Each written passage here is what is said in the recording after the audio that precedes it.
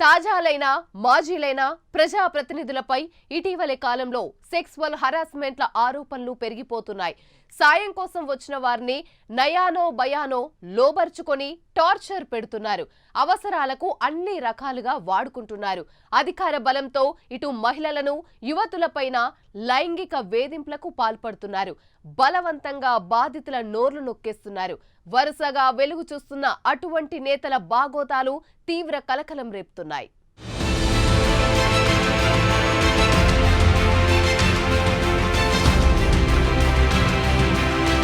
కొందరు ప్రజాప్రతినిధులు ఆ పదవులకే చెడ్డ పేరు తెచ్చేలా వ్యవహరిస్తున్నారు. ప్రజలకు సేవ చేయాల్సింది పోయి మహిళలపై లైంగిక వేధింపులకు పాల్పడుతున్నారు. అధికార బలం, పదవి ఉందన్న ధైర్యంతో ఎంతకైనా తెగబడొచ్చు అనుకుంటున్నారు. నమ్మి వచ్చిన వారిని నయవంచనకు గురి చేస్తున్నారు. కోరిక తీర్చకపోతే అంతు చూస్తామని బెదిరిస్తున్నారు. కన్ను పడిందంటే చాలు తమ వశమవ్వాలనుకున్న వికృత మనస్తత్వాలు కొందరు ప్రజాప్రతినిధుల్లో పెరుగుతున్నాయి. ఎమ్మెల్యే, ఎంపీపై ఆరోపణలు చేయడం సులువే. అయితే వారిపై కేసులు నమోదు చేయడానికి ముందుకొచ్చేదెవరు? ఆధారాలు కావాలంటారు. అందుకే కొందరు ధైర్యం చేసి వారి అసలు స్వరూపం బయటపెట్టేందుకు ప్రాణాలకు తెగించి ఎవిడెన్సులు సేకరిస్తున్నారు. తాజాగా సత్యవేడు టీడీపీ ఎమ్మెల్యే కోనేటి ఆదిమూలంపై ఓ బాధితురాలు చేసిన సంచలన ఆరోపణలు ప్రకంపనలు సృష్టిస్తున్నాయి.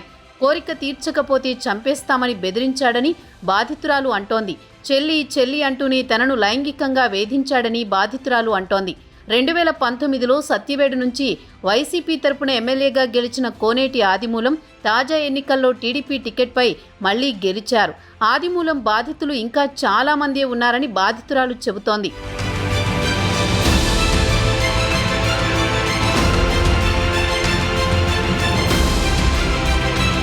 ఒక్క ఆదిమూలం ఇష్యూనే కాదు, ఇటీవలి కాలంలో ఏపీలో రాజకీయ నేతల లైంగిక దాడులు, రాసలీలలపై రోజుకో వీడియో బయటకొస్తూనే ఉంది.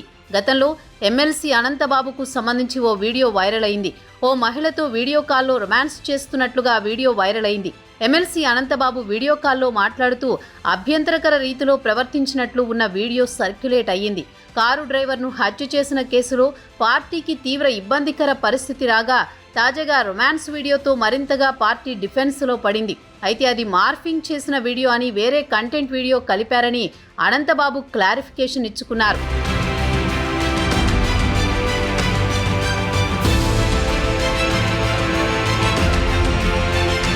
అంతకుముందు హిందూపురం మాజీ ఎంపీ గోరంట్ల మాధవ్ వీడియో సంచలనం రేపింది.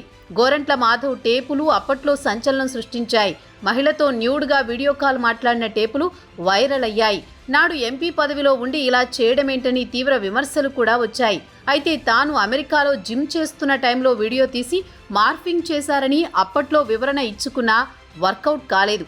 కర్నూలు జిల్లా కోడుమూరు మాజీ ఎమ్మెల్యే వైసీపీ నేత డాక్టర్ జరదొడ్డి సుధాకర్ వికృత చేష్టలు కూడా తీవ్ర సంచలనం సృష్టించాయి. ఆయన ఎమ్మెల్యేగా ఉండగా ఓ యువతిపై గత 3 ఏళ్లుగా లైంగిక దాడికి పాల్పడ్డారు. మొన్నటిదాకా పదవిలో ఉండడంతో బాధితురాలు మౌనంగా భరిస్తూ వచ్చింది.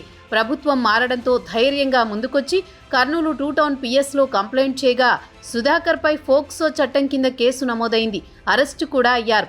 మానసికంగా, శారీరకంగా హింసించారని, అతడి భార్య ఇంట్లో లేనప్పుడు అశ్లీల ఫోటోలు చూపించి బలవంతం చేసేవారని బాధితురాలు వాపోయింది. అతడి నిజస్వరూపం బయటపెట్టాలన్న ఉద్దేశంతో సెల్ ఫోన్లో ఆ వేధింపులను సీక్రెట్గా రికార్డ్ చేసింది బాధితురాలు.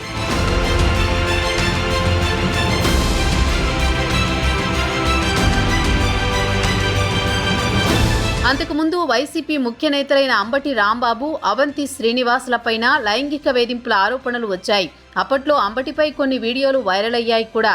గతంలో మంత్రిగా పనిచేసిన అవంతి శ్రీనివాస్కు సంబంధించిన వీడియోలు కూడా వైరల్ అయ్యాయి. మహిళల పట్ల అసభ్యకరంగా ప్రవర్తించడం ఏంటని విమర్శలు వచ్చాయి. అయితే తనపై కావాలనే బురద జల్లుతున్నారని ఇద్దరు నేతలు డిఫెండ్ చేసుకునే ప్రయత్నం చేశారు. అయితే ఇవి జస్ట్ శాంపిల్స్ మాత్రమే, బయటికి రానివి ఎన్నో ఉంటున్నాయా అన్న చర్చ జరుగుతోంది. పదవిలో ఉండడంతో విషయాలు బయటపెట్టలేక లోలోపల కుమిలిపోతున్నారా అన్నది కూడా తాజా ఘటనలతో వెలుగులోకి వస్తోంది. బాధ్యతాయుతమైన పదవుల్లో ఉన్నవారు ఆ పదవులకు వన్నె తేవడం మాట టుంచితే ప్రజాప్రతినిధి అంటే ఇంతేనా అన్న పొజిషన్కు తీసుకువెళ్తున్నారా అన్న చర్చ జరుగుతోంది.